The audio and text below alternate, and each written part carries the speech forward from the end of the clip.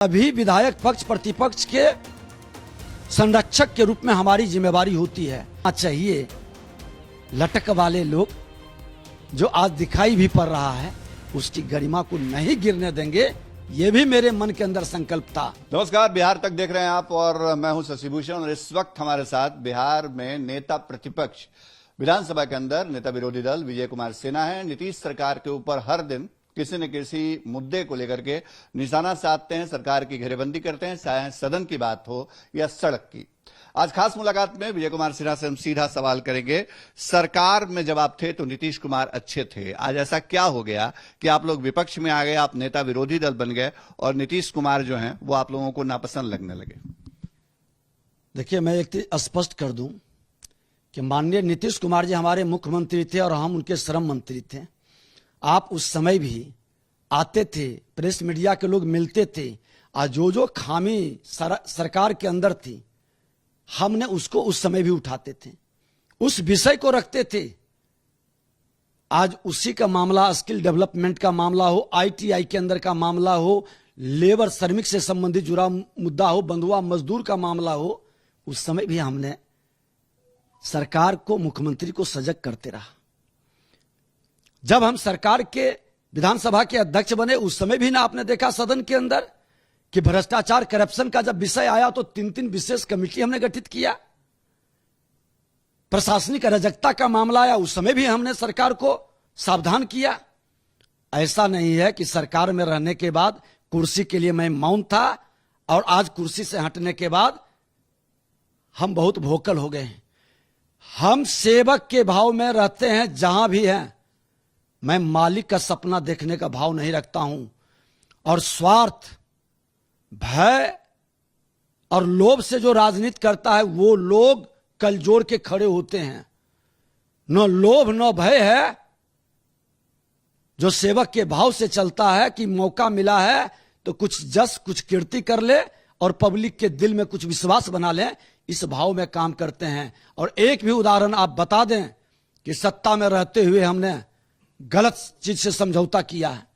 एक भी उदाहरण खोल करके सत्ता में रहें या सत्ता के बाहर रहें, हमेशा सही बात को हमने रखा है, क्योंकि मैं इस बिहार की धरती पर जन्म लिया हूं और मेरा सांस्कृतिक विरासत ठहर गई है, यहां की प्रतिभा रुक गई है। वो सांस्कृतिक विरासत और प्रतिभा जिसको विधानसभा के अंदर शताब्दी वर्ष के शताब्दी स्मृति स्तंभ पर हमने लगाया है कि संविधान के आधे से अधिक भाग पर मेरी सांस्कृतिक विरासत थी, क्यों ठहर गया 75 साल में? क्यों उसके बाद नहीं बढ़ सका? आजादी से पहले जो बढ़ा था, बताना होगा, जवाब देना होगा, सबको ये जिम्मेवारी निभाना होगा। आपने कहा कि आप विधानसभा अध्यक्ष थे तो नीतीश कुमार के साथ आपके जो संबंध थे बहुत बार हमने देखा सदन में, और वैसी तस्वीरें अमूमन देखने को मिलती नहीं है विजय सिन्हा जी की, मुख्यमंत्री और स्पीकर के सामने आमने सामने खड़े हो जाएं। मतलब जब नीतीश कुमार नाराज होकर गए एनडीए से बाहर तो कहा यह भी गया कि आप उसमें सबसे बड़े कारण थे, आपसे संबंध बिगड़ गया नीतीश कुमार जी का, सदन के अंदर जो कुछ हुआ उस वजह से भी नीतीश कुमार नाराज रहे। सच्चाई है इसमें? देखिए, क्या सच है मैं नहीं जानता हूं, लेकिन उस पद की गरिमा को हम बरकरार रखने का प्रयास किया। जब आसन पर बैठते हैं तो सभी विधायक पक्ष प्रतिपक्ष के संरक्षक के रूप में हमारी जिम्मेवारी होती है और बिहार की जनता को जो विश्वास लेकर आता है उस विषय को सही रूप से सदन में होनी चाहिए। हम लोगों को यहां चाहिए लटक वाले लोग जो आज दिखाई भी पड़ रहा है, जनता के हित में काम करने वाले लोग अगर जो नहीं पसंद हैं तो ऐसे गुलाम मानसिकता से राजनीति कभी सफल नहीं हो सकती।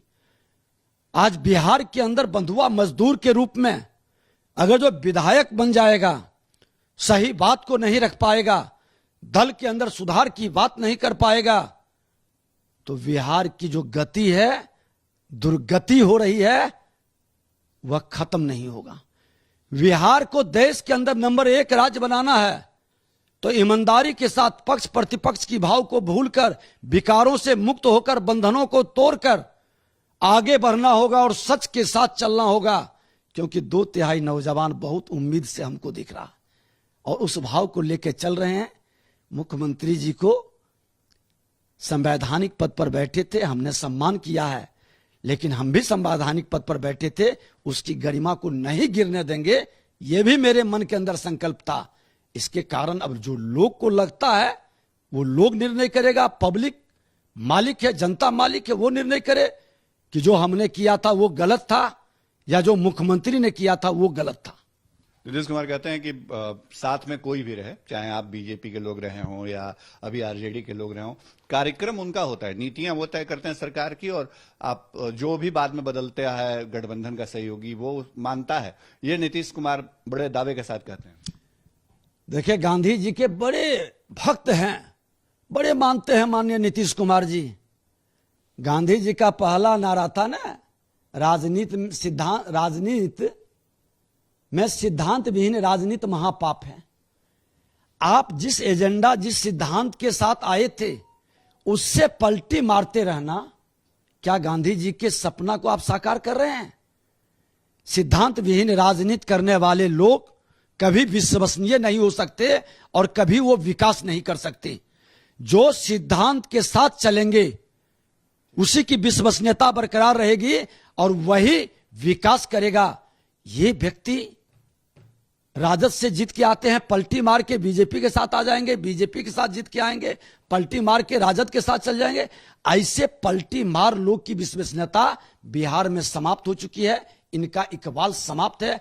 ऐसे लोग राजनीति की अस्थिरता पैदा करते हैं, और आपने देखा कि जब जब राजनीति को अस्थिरता पैदा हुई है, प्रशासनिक अराजकता फैला है, और प्रशासनिक अराजकता के कारण भ्रष्टाचार चरम पर पहुंचा है। आज बिहार उसी दुर्गति से गुजर रहा है। नीतीश जी कहते हैं कि जब आप बीजेपी से वो अलग जाते हैं ना, तो आप लोग केंद्रीय एजेंसियों का इस्तेमाल करते हैं, सहयोगियों पर दबाव बनाते हैं ताकि नीतीश जी प्रेशर में आ जाएं। वाकई ऐसा खेल आप लोग खेलते हैं? माननीय मुख्यमंत्री जी, ये दो चार लोग को एक साथ क्यों खेला जा रहा है? राजद के अंदर, जदयू के अंदर बहुत सारे लोग तो हैं जो भ्रष्ट हैं, जो करप्ट हैं। हमने आसन से जब पूछा था कि जीरो भ्रष्टाचार पर जीरो टॉलरेंस, और एमकेसीएल के 1000 करोड़ लोग कहता है कि घोटाला है, उसको सदन पटल पर नहीं आने दिए। यही मामला तो हुआ था पशुपालन में भी, सदन पटल पर नहीं आने दिया, वही कितनी बड़ी बीमारी बन गई, और बिहार के पूर्व मुख्यमंत्री जेल के अंदर सड़ रहे हैं। बिहार की कितनी गरिमा बढ़ा रहे हैं। आप जो कर रहे हैं, बड़े भाई के पद चिन्हों पर चल रहे हैं, बिहार को कितना लज्जित करिएगा। केंद्रीय एजेंसी संवैधानिक संस्था है, उस पर विश्वास करना चाहिए, उसका सम्मान करना चाहिए। लालू प्रसाद यादव अगर जो जेल के अंदर गए तो कांग्रेस की सरकार थी, बीजेपी की सरकार नहीं थी। और केंद्रीय एजेंसी इससे बीजेपी से पहले भी अपना एक्शन कर रहा था, चाहे वो माननीय न्यायालय हो, सीबीआई हो, इनकम टैक्स हो, ईडी हो। यह संस्था बीजेपी ने नहीं गठित किया है। और संवैधानिक पद पर बैठे व्यक्ति के मुंह से यह सुनकर लगता है कि कुर्सी के लिए कितना समझौता कर चुके हैं और कितना नीचे ये गिरेंगे। सचमुच में उम्र का प्रभाव इन पर दिखाई पड़ रहा है। एक बात बड़ी बेबाकी से बताइएगा, आप जिस विधानसभा क्षेत्र से आते हैं, लखीसराय है, वो संसदीय क्षेत्र भी है ललन सिंह का, जो जेडीयू के राष्ट्रीय अध्यक्ष हैं। आपके और उनके संबंधों के बीच का असर जो है वो भी पड़ा है एनडीए अलायंस के टूट का, मतलब बिहार में नीतीश कुमार के अलग होने का। ललन सिंह से आपकी बनती नहीं थी, ये बात सही है क्या? देखिए, मुझको उन सब लोगों से बनता है जो अपराध भ्रष्टाचार से मुक्त रहते हैं या अपराध और भ्रष्टाचार को समर्थन नहीं करते हैं। टकराहट की मात्र वही कारण है, उनका ना जमीन हम जोतते हैं ना वो हमारा जमीन जोतते हैं। लड़ाई का वहां अपराध और भ्रष्टाचार का ही लड़ाई हमारे दोनों के बीच है। उनके साथ अपराधियों की जमात बैठती है, मैंने कभी अपराधियों की जमात को बैठाने का प्रयास नहीं किया। उनका सारा ठेकेदार को संरक्षण है, मैंने उस तरह की व्यवहार कभी प्रयास नहीं किया। सारे अफसरों पर वो चाहते हैं मेरा कमांडिंग हो, मैंने वो मानसिकता नहीं रखा। हमने अफसरों का जनता के प्रति समर्पण चाहते हैं। विचारधारा की टकराहट थी, विचारधारा की लड़ाई थी। आज जो गौतम महतो का मामला था वो हमारे समर्थक थे, इस मामला को सदन में हमने उठाया था, लेकिन वो अपने लोगों को बचाने का और हमारे लोगों को फंसाने का। तो विजय सिन्हा लाचार न है, न भय न लोभ से कोई माई का लाल हमको डरा नहीं सकता है। जब तक राजनीति में और जब तक मां भगवती की कृपा इस धरती पर जिंदा रखने का है, इतना मैं स्पष्ट आपके चैनल से कह दूं, यह शक्ति किसी के पास नहीं है। तुम कितना भी फंसाओगे, कितना भी आरोप लगाओगे, जनता के दिल में विश्वास जो है, हर बार तो हमको लोग हरा ही देते हैं, कहते अब हरा दिए, हार गए, फिर भी जनता जिता देती है, हम भी बुढ़िया बिस्तर समेट कर बैठ जाते हैं। डीएसपी को लेकर मामला फंस गया था, ये भी सच है। वही डीएसपी ने था कि दर्शक दीघा में बैठा हुआ व्यक्ति को जेल भेज दिया, जो राइफल लेकर के उद्घाटन किया, आयोजन किया, उसको उस पर केस नहीं किए। साले क्या न्याय है, क्या न्याय है? यही तो हमने पूछा था कि प्रशासनिक अराजकता कहां तक जाएगी, और इस प्रशासनिक अराजकता का परिणाम मुख्यमंत्री जी ने जिस तरह से प्रकटीकरण किए, पूरा बिहार और देश देखा। आज तक विशेषाधिकार कमेटी में उसको डाले हैं और आज तक निर्णय नहीं किया है।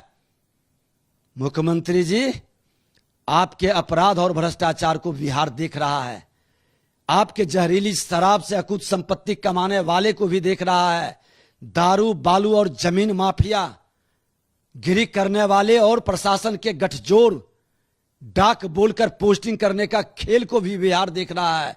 ये तमाम खेल का निर्णय जनता मालिक है।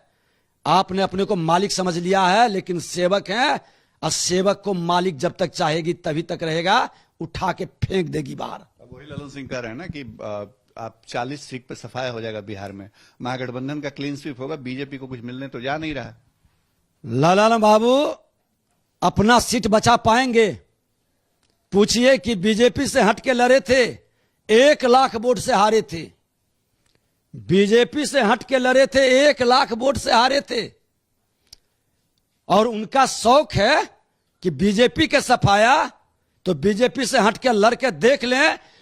मुंगेर की जनता तैयार बैठी है, वहां की तबाही, बर्बादी, अपराधियों के मनोबल बढ़ाने के लिए, दलाल ठेकेदारों को पोषण करने के लिए एक एक जनता विजय सिन्हा चाणक्य बनकर चंद्रगुप्त पैदा करेगा, और वह चंद्रगुप्त श्री बाबू की धरती से, राजेंद्र बाबू की धरती के अंदर फिर से अपनी विरासत को जिंदा करेगा।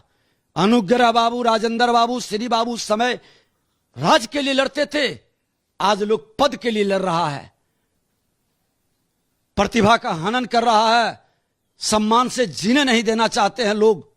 आज बिहार के अंदर ये मरमरिंग है, कोई न्याय नहीं देता है, कोई गरीबों की बात को सुनना नहीं चाहता, थाना केस नहीं लेता है।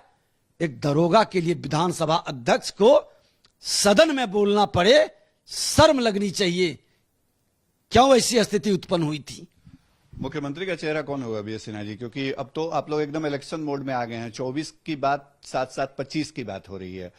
कोई चेहरा तय कर दिया पार्टी ने, या मतलब अंदर से कुछ चर्चा हो रही है, कौन आगे आएगा? भारतीय जनता पार्टी का हर एक कार्यकर्ता मुख्यमंत्री का चेहरा है, और हमारे प्रधान सेवक उसको ही चेहरा बनाएंगे जो सबसे बड़ा सेवक के रूप में बिहार का निष्कलंक निकलेगा, और हम सब लोग चाणक्य के रूप में उस चंद्रगुप्त को पूरी ताकत के साथ मदद करेंगे। लेकिन हर एक चेहरा भारतीय जनता पार्टी का मुख्यमंत्री जो अभी है, इससे बेहतर होगा। चलिए, विजय कुमार सिन्हा नेता प्रतिपक्ष बड़ी बेबाकी से बात करते हो बिहार तक के इस खास पेशकश में बहुत सारे सवालों का जवाब दिया, खासतौर पर उन सवालों का जिन सवालों से अब तक विधानसभा अध्यक्ष रहते हुए भी वो बचते रहे, कुछ बोलने से परहेज करते रहे। नीतीश कुमार, ललन सिंह और साथ ही साथ बीजेपी का चेहरा कौन होगा आगे के चुनाव में, इस पर भी उन्होंने अपनी बात रखी है। अगले सेगमेंट में फिर कभी मिलेंगे किसी नए खास मेहमान के साथ, तब तक हमको इजाजत दीजिए। बिहार तक के लिए शशि भूषण।